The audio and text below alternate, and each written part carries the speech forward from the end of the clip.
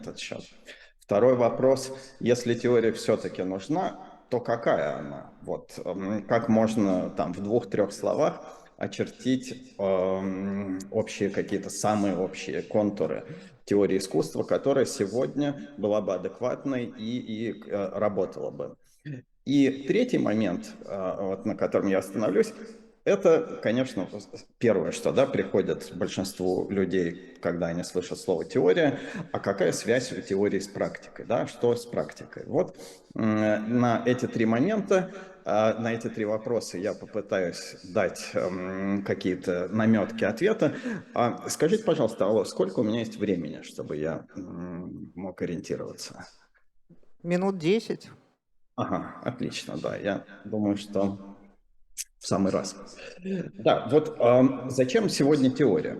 Мне кажется, что теория, вот ее такой, у нее есть несколько важных функций у теории искусства в наше время. И, во-первых, это общий язык. Это общий язык, с помощью которого самые разные практики, совершенно друг к другу несводимые, могут друг друга понимать. И таким образом соприкасаться и существовать в общем профессиональном поле искусства. То есть вот объективно, да, вот хотим мы этого или нет, но разнообразие в искусстве в последние там десятилетия, оно нарастает. Разнообразие подходов, методов, медиа, там, мультимедиа или постмедиа и так далее, как бы это ни называть.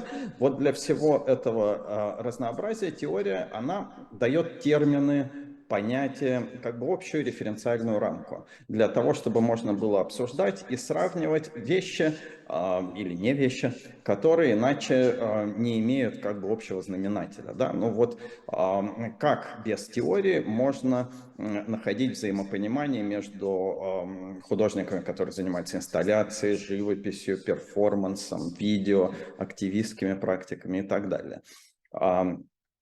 И вот да, то есть одна из важных задач теории искусства сегодня – это в нашей реальности, в которой все больше разнообразия, обеспечивать как бы взаимопонимание различных систем ценностей, различных подходов, там, установок сознания у самых разных художников и так далее. То есть гарантировать разнообразие и как бы интеграцию этого разнообразия. Еще один момент, вот зачем нужна теория, вот, связанный с предыдущим. Вот если у нас нет как бы единственно верного, единственно правильного описания того, что такое искусство, чем оно там должно быть и не должно быть, а такого единственно правильного описания его действительно нет. То есть не существует вот как бы теории всего в искусстве. И более того, в последние, насколько я понимаю, лет 50 как-то складывается консенсус на тему того, что такая теория всего, она и как бы не нужна. А нужна, наоборот, постоянная работа по описанию и анализу новых явлений в искусстве.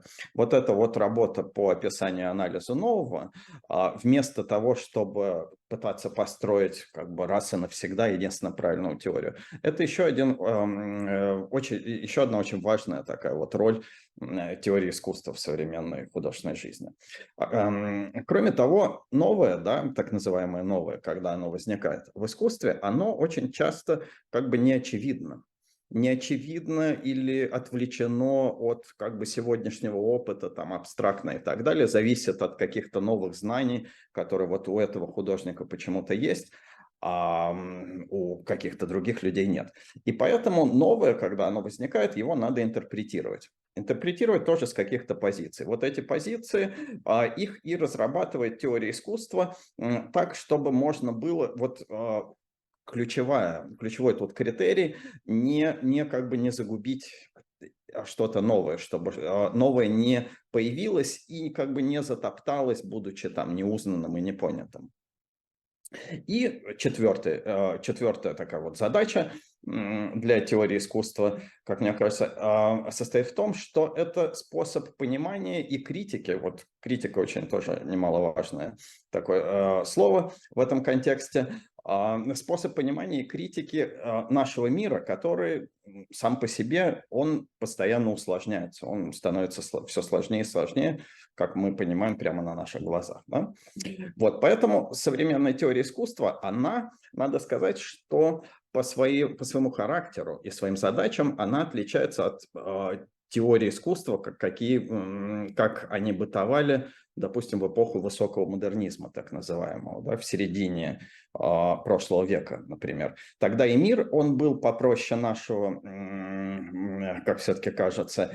И вот в середине, допустим, 20 века, в его второй трети, теория искусства, она должна была отвечать на вопрос, что такое искусство. То есть нужно было определить, каким искусство вот может быть, должно быть, и, соответственно, исключить то, что искусством или настоящим, или, как тогда говорили, высоким искусством являться не должно. Ну, то есть всякий кич там и так далее. Вот это были проблемы середины прошлого века.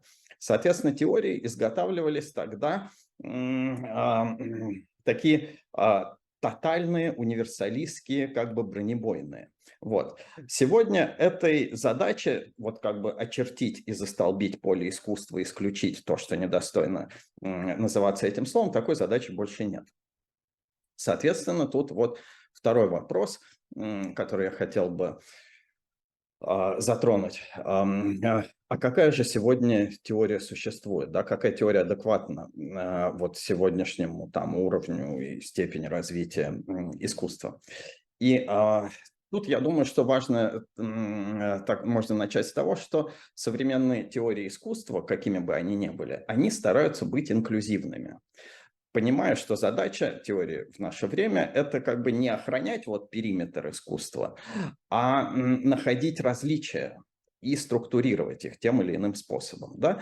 То есть главный вопрос – это не что такое искусство, а каким искусство бывает. В каких условиях искусство возникает, существует, да, и что и в каких условиях может искусством стать. То есть вот этот поиск и описание различий, он как раз и расширяет язык искусства, способы понимания, учат видеть, лучше понимать искусство и так далее. Да? То есть вот здесь мы еще подходим к одному моменту, что задача, наверное, и так говоря прагматически, современной теории искусства, скорее понимать искусство, чем его объяснять. Да? Что значит объяснять? Объяснять значит вставить явление в ряд как бы других явлений, представить его как элемент общего какого-то класса объектов, и этим снять уникальность, вот как бы вот таковость объясняемого явления. Понять – это, в принципе, почти обратный процесс. Да? То есть нужно увидеть и описать именно уникальность и неповторимость предмета, или в нашем случае произведения искусства, его как бы отличие, его различие, да? Отличие от других. И, соответственно, в этом случае уникальность произведения, она как бы не нейтрализуется общим, не задавливается там классификациями и системами, а наоборот как бы актуализируются те различия, которые и определяют характер вот именно этого произведения искусства. Да? Соответственно, и проблемы современной теории искусства, как мне представляется, они отличаются от проблем классических, там, высокомодернистских, допустим, теорий искусства. Вот современная теория, она описывает не границы искусства, не что искусством должно являться и не должно являться, а условия. Условиях, при которых искусство рождается и существует. Что это за условия? Ну, это, в принципе, ключевые понятия художественного процесса, художественной жизни. Природа образа, функции образа, природа и функции предмета искусства, природа восприятия, роль художника, публики, институций, механизмы производства смысла в искусстве и так далее. Соответственно, и современная теория, она старается как бы не господствовать над практикой, своим вот этим как бы всезнанием, да, характерным вообще для теоретического разума, амбиции на всезнание, претензии на всезнание, а скорее интегрировать различные элементы художественной жизни. То есть все-таки вот современная теория – это скорее такая лингва франка, чем общий универсальный закон для всех, кто занимается искусством. Соответственно, современная теория, она более сложна, многообразна и интересна, чем вот если сравнивать с теориями искусства середины там, прошлого века, и она более открыта и демократична. И при этом надо сказать, что сегодня теория искусства значительно более популярна в поле искусства, чем, например, теории, опять же, в середине прошлого века. Да? То есть на языке теории сегодня говорит почти каждый практик, почти каждый художник так или иначе с какими-то теоретическими терминами встречается и их употребляет. Да.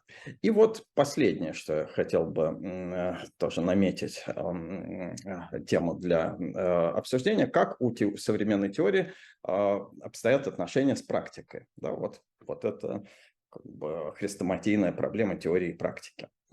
И тут я бы начал с того, что само противопоставление теории и практики, оно условное. Теория, она живет не только, когда есть практика, есть и еще другие элементы как бы художественного процесса, которые являются необходимыми условиями для существования теории. Например, художественные институции. Художественная публичная сфера. Для того, чтобы была теория, были теоретики, развивался дискурс, этот дискурс должен где-то иметь место, да, обсуждаться вот в институциональных пространствах, выходить к широкой публике, в публичную сферу с помощью печатных или там, я не знаю, электронных или каких угодно медиа. Вот. И, то есть, на самом деле, теория искусства – это такой сложный и поздний продукт эволюции искусства. Она хорошо себя чувствует и существует далеко не во всех условиях. Но в любом случае теория, вот по-хорошему, она неотделима от практики. По крайней мере, я не скажу за все области человеческой деятельности, но вот в экспериментальном искусстве это так. И в истории искусства, на самом деле, связь и как бы синергия, да, теории и практики, она всегда являлась знаком возникновения нового, знаком каких-то художественных революций или прорывов. Да. Можно вспомнить авангард, там, неоавангард. Сегодня это постконцептуальные практики, вот то, что называется также полем художественного исследования и так далее. Все это передний край художественных экспериментов нашего времени, и как раз территория, где теория и практика, наверное, их можно разделить, но они очень плотно между собой взаимодействуют. Ну, вот и еще пару таких общих моментов, о которых я хотел бы рассказать. Состоят они в том, что теория, современная теория, заметьте, она рассказывает в основном не о том, как сделать хорошее произведение искусства или там настоящее произведение искусства, а о том, как искусство нужно воспринимать. То есть она ориентирована на потребителя, на адресата, так сказать, сигнала, на зрителя. Вот. Это значит, что художник с точки зрения современной теории искусства в первую очередь является зрителем. А зритель, соответственно, когда работает зрителем, да, когда смотрит и воспринимает искусство, тоже производит смысл. Соответственно, зритель тоже отчасти является художником, ну, по крайней мере, как бы участником совместного производства смысла. Вот это очень важный момент, который тоже, он актуализируется именно в теории искусства, в первую очередь. Вот это все более такая неразрывная связь художника или того, чем занимается художник, и того, чем занимается зритель.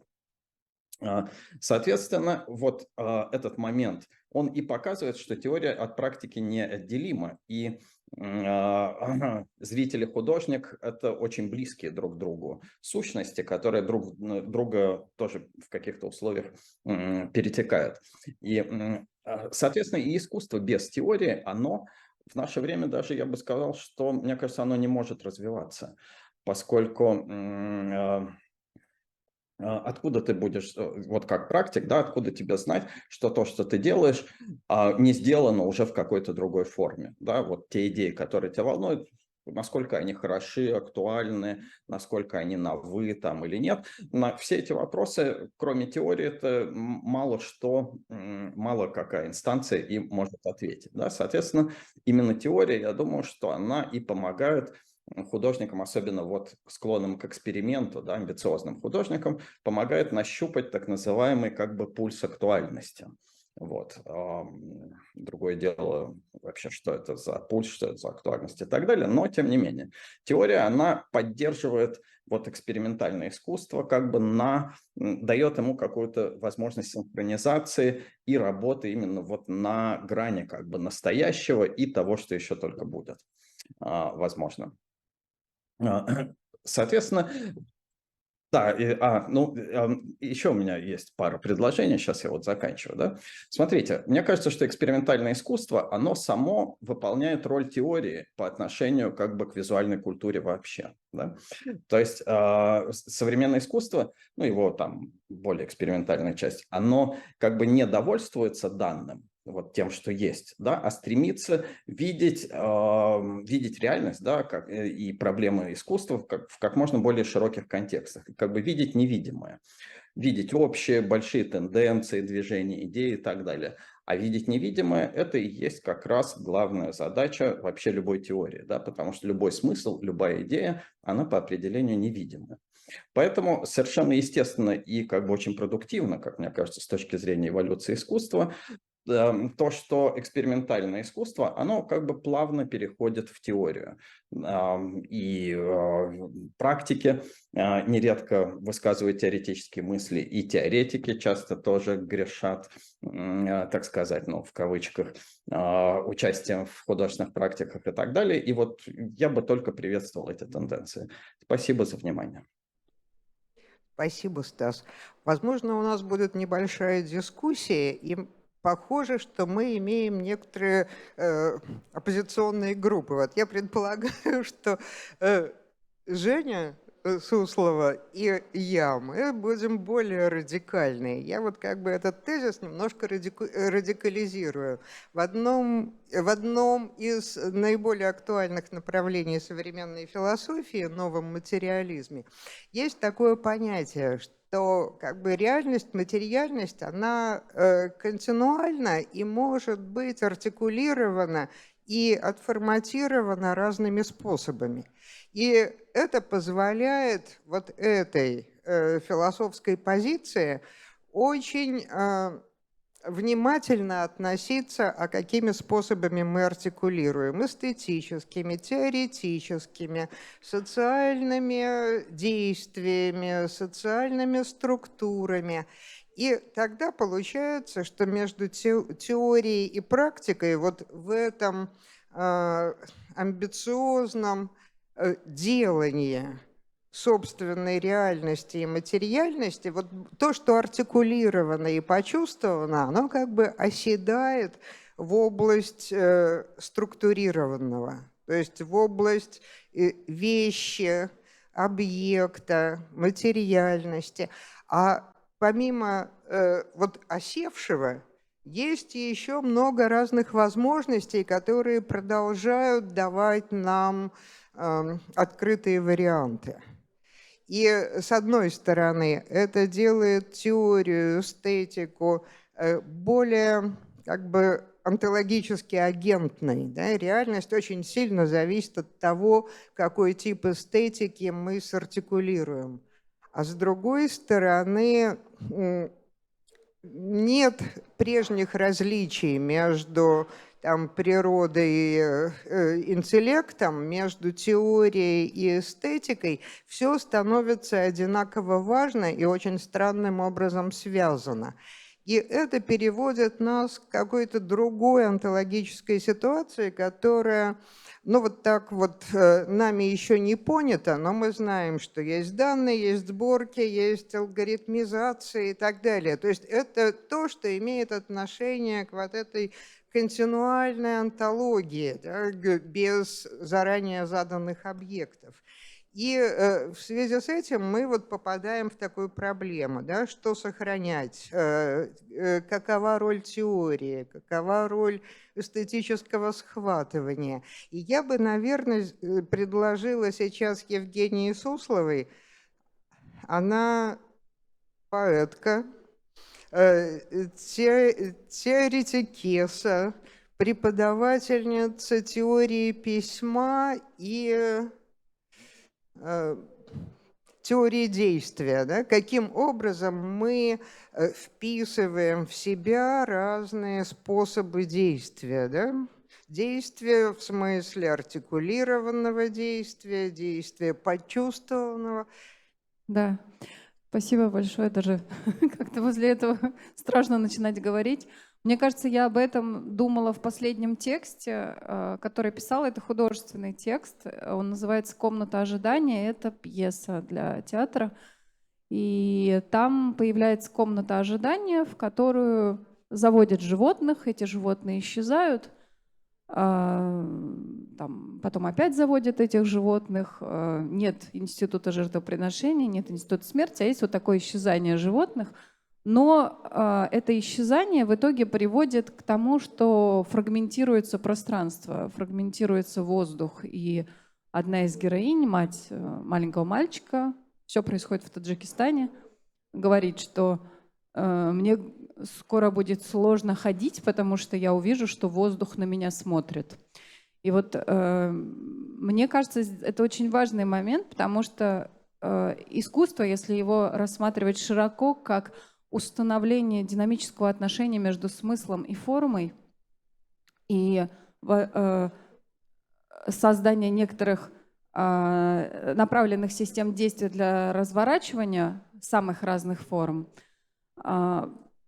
будет чем-то, что может противостоять смерти как вот такому распылению. И тогда возникает первый вопрос о том, каково это пространство действия, и если даже исторически зависимо пространство сна, и та сцена созерцания, которую мы видим во сне, она отличается, и это в разные периоды будет разная сцена, то сцена действия, она еще менее определена.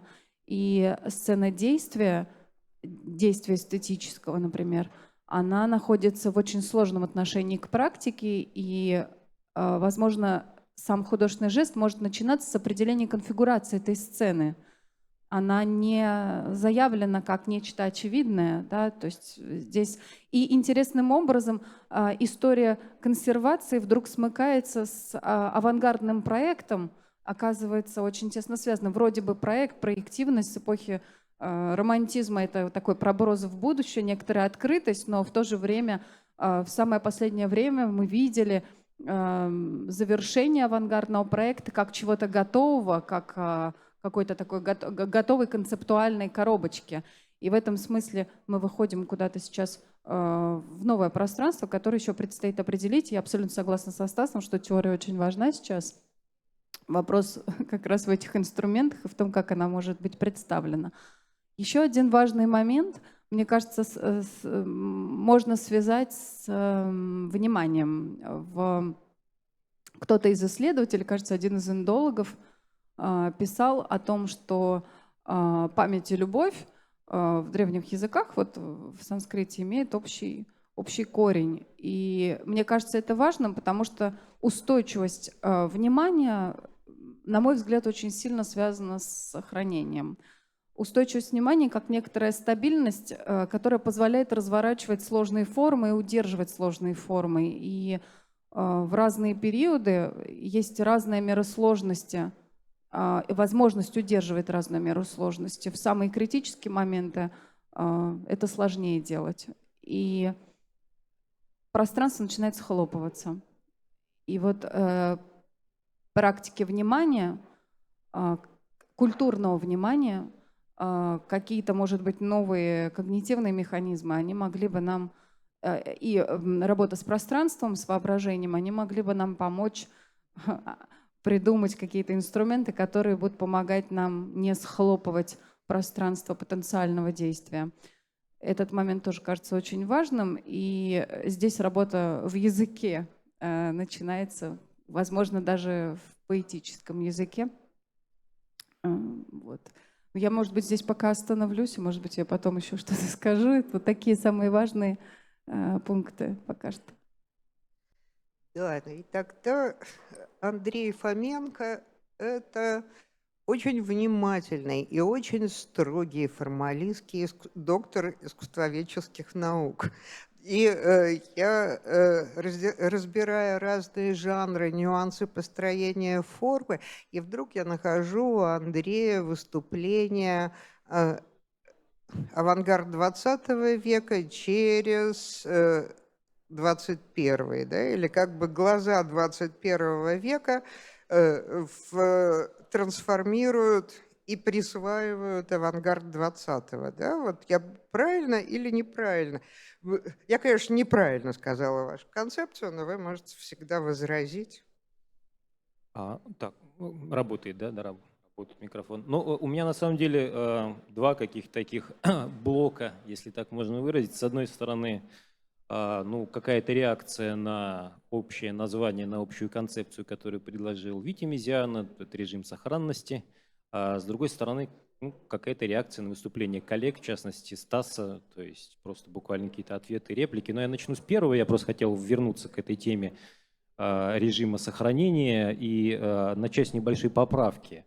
Алла, вы сказали, что, представляя Мезиана и говоря о его издании, о художественном журнале, что он выходил в прошедшем времени. Он продолжает выходить.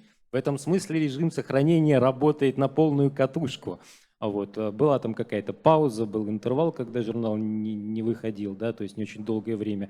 Сейчас он возобновился, к счастью, так что вот, в общем, да, он продолжает появляться.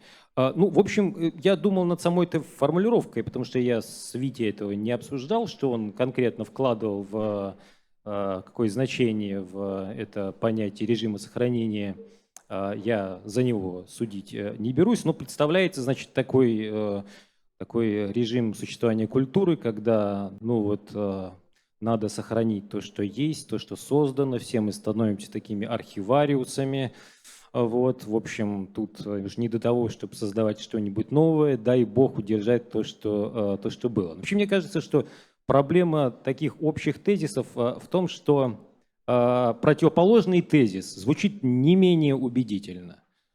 И если я скажу, что, ну, помилуйте, в особенности в современной России, ну, о каком уж сохранении таком говорить?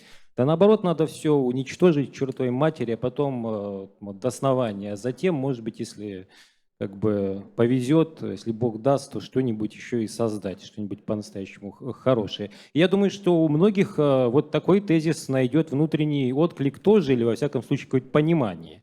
Вот. Это не к тому, что я вот прям призываю к чему-то подобному, а к тому, что, в общем, как бы и тот, и другой тезис звучат одинаково, ну вот как-то убедительно и привлекательно. Вот, поэтому, наверное, тут нужно доискиваться до каких-то подтекстов, до того, что бы там имелось в виду.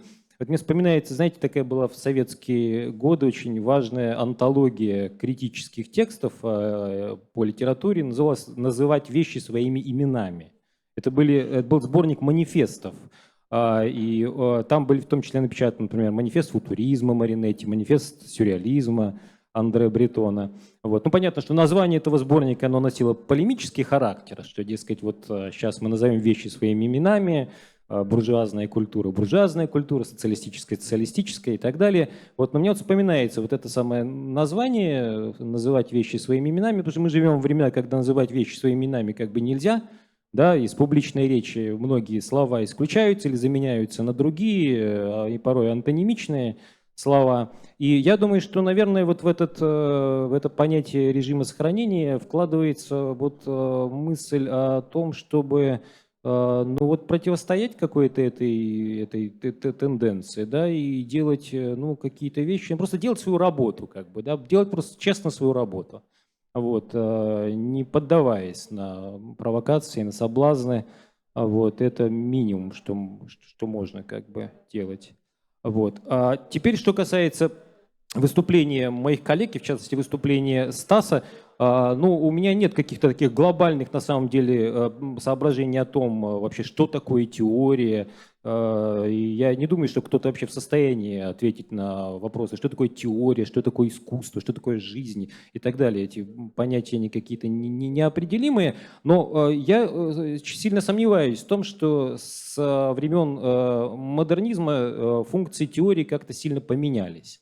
Я не думаю, что мир в эпоху модернизма или вообще когда бы то ни было, в эпоху первобытно-общинного строя был проще, чем сейчас. Он был таким же сложным.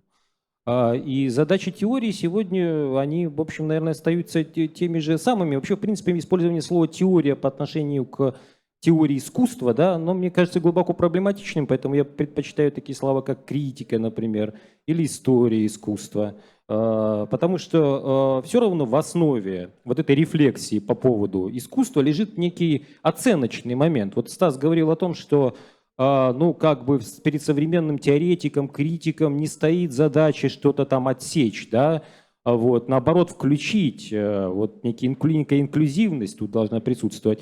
Я не могу с этим согласиться. В любом случае, в любой ситуации, все равно как бы наши суждения как критиков, они исходно оценочные. Да? Я вижу, что это искусство хорошее, а это искусство плохое. В общем, все просто на самом деле. Да? Ведь исходно вот это важно. Есть хорошее искусство, а есть плохое искусство. В этом как бы не стоит забывать. Да? И плохого искусства больше, чем хорошего. Это естественно, это совершенно нормально. И ну вот можно двигаться по пути тотальной инклюзивности, но этот путь, в общем, мне кажется, тупиковый. И к этому можно также добавить, что ведь мы живем в такую эпоху, когда ну, все-таки роль оценочной критики, конечно, с этим я соглашусь, она резко снизилась, да, и критика стала частью такой культурологии. Вот. Очень часто искусство сегодня рассматривается как, привлекается интеллектуалами как иллюстративный материал для иллюстрирования той или иной концепции, психоанализа, или социологии или еще каких-то, в общем, дисциплин. Мне это глубоко, этот подход как бы не близок, но я думаю, что в последнее время его слабые стороны, у него есть, конечно, и сильные стороны, я с этим спорить не буду, они стали очевидными, потому что какая-то расхожая критика массовая, с которой мы сегодня сталкиваемся, она носит вот такой характер, доводя эту идею до абсурда. У меня есть свежий просто пример. Возможно, вы знаете, что в Петербурге, а я из Петербурга, вот совсем недавно прошла прекрасная выставка современного африканского искусства. Наверное, это такая первая большая привозная выставка за многие годы. Вот. Там показаны отличные работы африканских художников современных. И не только современных, потому что там параллельно были представлены совершенно потрясающие вещи, традиционное африканское искусство. Но при этом все эти работы они сопровождались такими экспликациями, такими комментариями критическими. Вот. И из этих комментариев явствовало, что все африканские художники, они либо что-то исследуют, пытаясь что-то понять, либо они что-то критикуют. Вот. И вот эти два слова, мне кажутся, ну вот, уже набившими оскомину. Почему-то современные теоретики многие считают, что задача искусства либо что-то понимать, либо что-то постигать, приращивать знания, производство знаний, производство смысла, в общем, такие с какого-то момента ставшие модными понятия, либо что-то познавать. Между тем ведь эстетика как дисциплина, она ведь возникла с отмежевания от науки, которая что-то, значит, понимает, какое-то позитивное знание нам дает, и от морали и политики, которая стремится что-то в этом мире изменить. Искусство бесполезно в конечном счете, да, ну, в практическом смысле этого слова.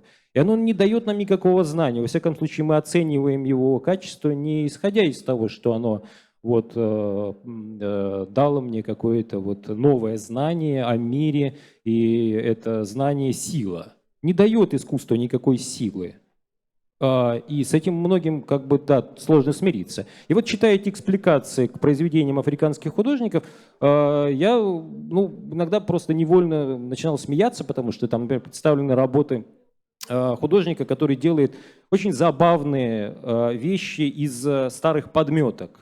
Он делает из них что-то типа масок. Ну, понятно, что это такая отсылка вполне очевидная к традиционному африканскому искусству. И вот он из всякого вторсырья, из всякого мусора, который он крепит к этим подметкам, делает вот какие-то такие смешные рожи, наподобие традиционных африканских масок. То тут же рядом висел такой как бы умный текст, где объяснялось, что он тем самым бичует что-то там и так далее.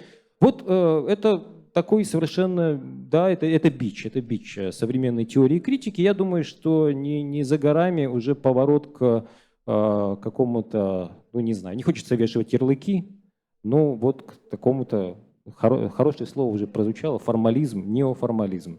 Я думаю, что он произойдет. С другой стороны, я не люблю призывать к чему-то, типа давайте, вот, давайте же вернемся или давайте еще что-то в этом роде сделаем. Просто вот мне кажется, что да, что это уже происходит. Я свое выступление временно, по крайней мере, прерву на этом. Да. Один важный момент, мне кажется, мы еще не успели обсудить, а именно связь с практикой, с социальным действием. И вот речь шла о произведении как таковом, но еще, мне кажется, важный момент, если говорить о том, что искусство как-то реконфигурирует пространство, это не какое-то абстрактное пространство, это еще и социальное пространство, социальное поле.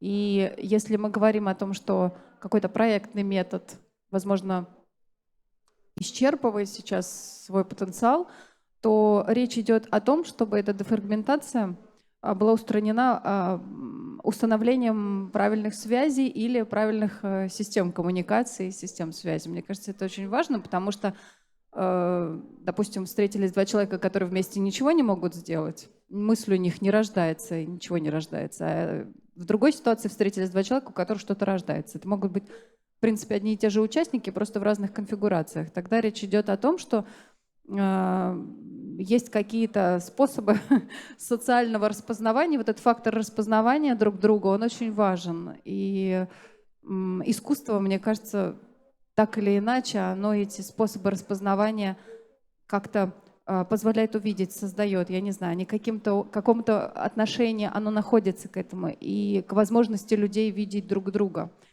И это тоже важный аспект, мне кажется, устранения вот полного распыления и дефрагментации социального поля. Да, я продолжу про социальность. Вот как бы социальная нечувствительность – это то, что нам точно не надо сохранять. Значит, я помню такую ситуацию, когда я отметила, вот потеряна социальная чувствительность, и искусство скоро начнет засыхать. В начале нулевых годов в Петербурге в большом храмовом комплексе здании была поставлена опера немецкого экспрессионизма, Венская школа, атональная музыка, Воцак композитора Берга.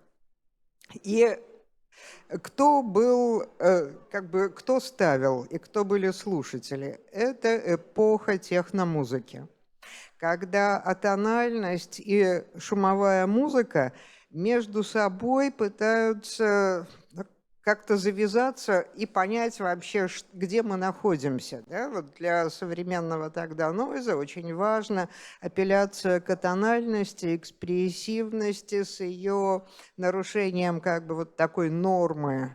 Это сон, это реальность, это безумие. Да? И опера была дизайнирована в стиле рейва, слушателями были рейверы, и полный зал, и очень сильный эффект. Это то, что было нужно для того, чтобы почувствовать себя современным. Нужно было отослаться к опере 25 года, которая когда-то авангардистами ставилась в России 27 года, и вот, наконец, 2002. Это пример, когда искусство оказывается в той ситуации, где оно необходимо, где расходящееся влияние этого события остаются надолго. И есть еще через несколько лет, уже к концу нулевых, другое событие. Тоже опера оркестр ноутбуков с одной стороны, с другой стороны саксофоны, а текст выдает рэпер такого депрессивно-интеллектуального типа. Это все делается на грант искусством про-арта, и они думают, что для того, чтобы поддержать современное искусство, нужно готовить следующий грант. В зале сидят чиновники, которые дают грант, и как бы вот бизнесмены, которые тоже должны как бы дать возможность, ресурс для развития искусства. Они очень томятся, и вообще никто эту оперу не понимает. Этот оркестр вскоре закрывается, но расчет был на то, что современное искусство нужно сделать роскошным потреблением, нужно сделать таким базовым социальным маркером, да, культуры, там, силы политики, силы муниципалитета. И вот это вот неправильный способ. Да? То есть когда мы нарушаем, у нас исчезает социальная чувствительность, и мы из лучших побуждений начинаем путать аудитории и репрезентации, да, мы хотим более шикарные репрезентации, мы попадаем не в ту территорию, у нас закрывается возможность для дальнейшего существования искусства. И это вот что касается социальной чувствительности, я продолжила Женину линию. А вот что касается истинной теории, ведь никто не говорит об истинной теории, а мы говорим о умении схватить то, что ускользает от традиционного способа производства искусства. Вот этот африканский художник, который делает произведения, собирая там мусор, подковы, он делает что? Он кодифицирует жест, социальную эмпатию, он предлагает другой эстетический подход. Вот мне хочется задать вопрос Андрею.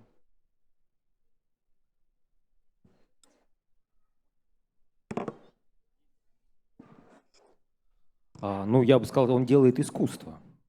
Он делает искусство, конечно. Там задействованы определенные смыслы, в том числе, например, утилизация отходов, утилизация мусора, которым мы, ну, не знаю, засыпаны, так сказать, да.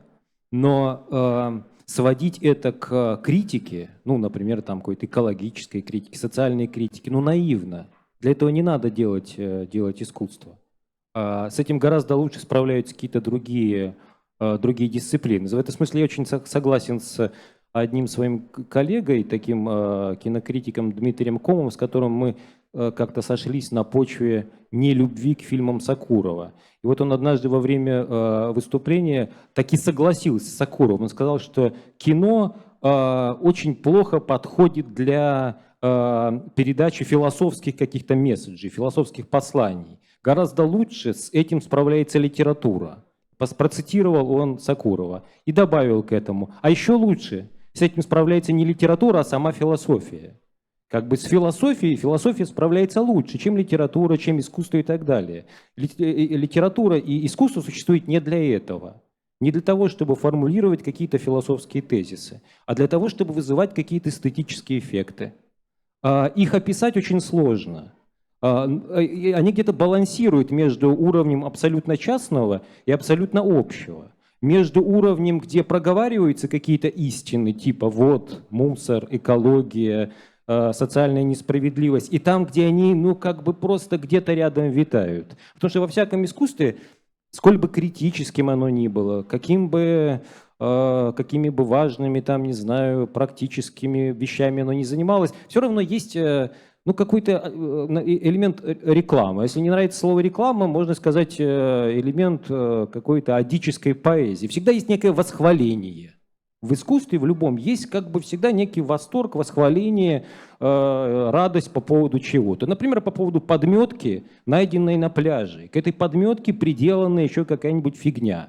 Вот. И возникает образ. Вот искусство про это. Про образы, которые возникают из найденной на мусорной куче или на пляже, вынесенной прибоем подметки. То есть это искусство делается, да, вот действительно из всякого ссора, из мусора. И, кстати, многие африканские художники, как вы знаете, вероятно, работают с всякими такими отходами, вторсырьем, с одноразовой пластиковой посудой, например, с какими-то дешевыми материалами, которые преображаются, которые становятся выразительными, которые становятся просто красивыми. Вот слово «красота», которое как бы современной теорией отвергнуто, да, которое стало чем-то неуместным вроде в рассуждениях об искусстве. Мне кажется, это самое сильное и такой термин, самое сильное слово, которое должно пережить второе рождение. Искусство про это, искусство про красоту в конечном счете.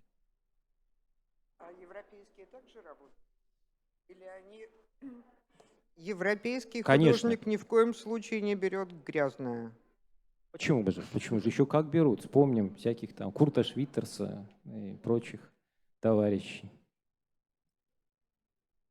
Ну, сейчас мы можем задать вопросы друг другу, и вы можете задать нам вопросы.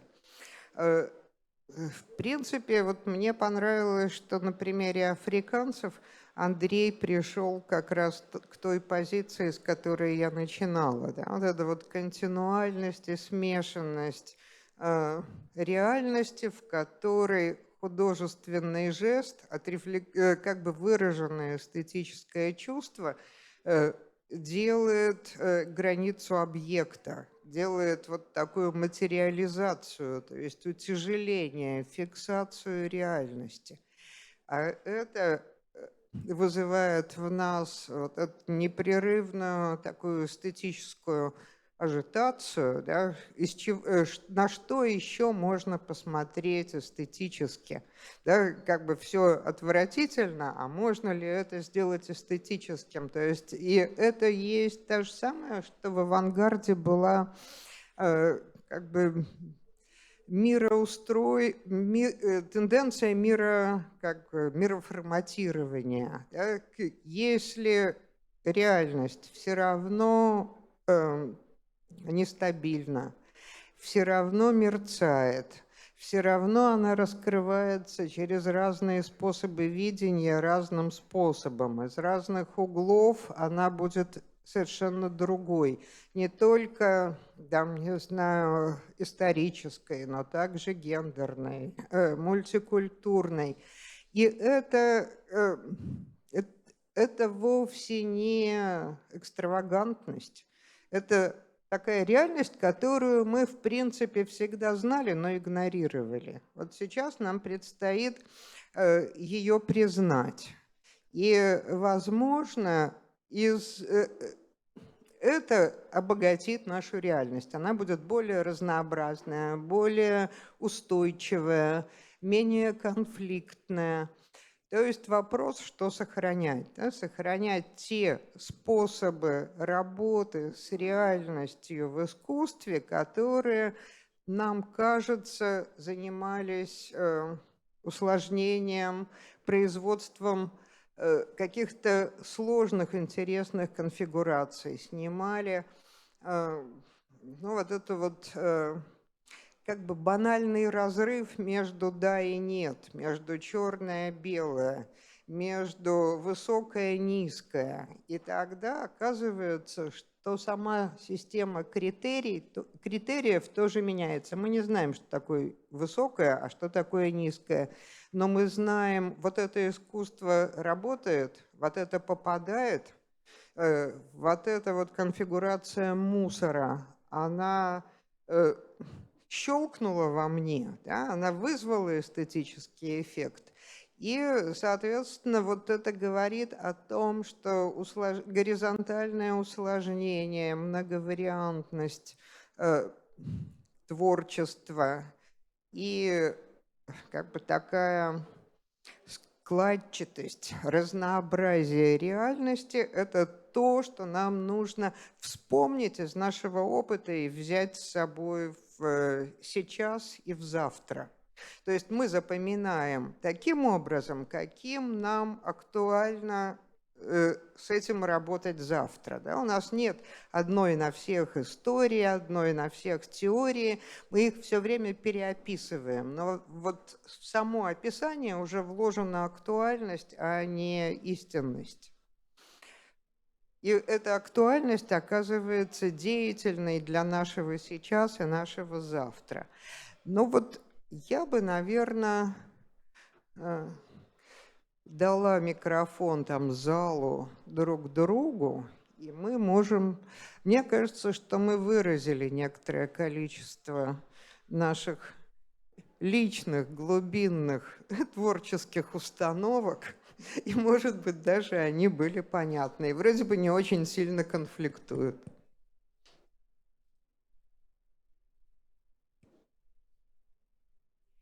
Но если у нас нет вопросов, то мы тогда благодарим всех наших слушателей за внимание.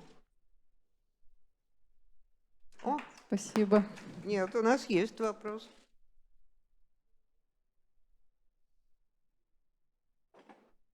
Здравствуйте. Я хотел сказать пару вещей. Не знаю, уместны они, неуместны. Вот про высокое и низкое. Я как хороший художник живу в хостеле, и у меня одно полотенце. Ну, я там останавливаюсь на один день, и это полотенце мне на один день. Я его беру, и сначала вытираем волосы, потом лицо, потом туловище, потом ниже, ноги и стопы. Но я ни в коем случае не буду идти в этом порядке наоборот. То есть я не буду вытирать стопы, а потом вверх и к лицу. То есть разница между верхом и низом, она есть. И когда мы говорим там высокое и низкое, ну, оно все равно есть. Разница. Вот еще вы сказали насчет красоты. И мне как художнику все равно, сколько бы мне ни говорили, там красота, ее убрали из искусства, этику убрали, все это убрали из искусства. Но когда пишешь картину, потом смотришь, и это размазанная грязь, потому что краски — это земля. Если землю смешать с водой, получится грязь. И художник размазывает эту грязь на холсте, а потом смотрит и говорит: блин, ну в этой грязи что-то есть. Красиво. И не выбрасывает ее, а просто грязь выбрасывает. Просто вот что-то в этом есть. Может быть, это красота, может, это что-то другое. И почему-то мы это ценим. Да, вот ваш второй вопрос противоречит вашему первому. Боритесь с иерархией. У вас в голове есть традиционная привязка к главному и неглавному. То есть вы интериоризировали как бы культурное неравенство, социальное неравенство и начинаете с головы. Давайте займемся как бы телесными практиками, поиграть наоборот. Даже не знаю, стоит ли. Хорошо, спасибо, я понял вас. Ну что, тогда мы прощаемся. Спасибо вам еще раз. И спасибо участникам. Стас, спасибо. Спасибо, Алла, спасибо, коллеги, спасибо за внимание всем, кто нас слушал.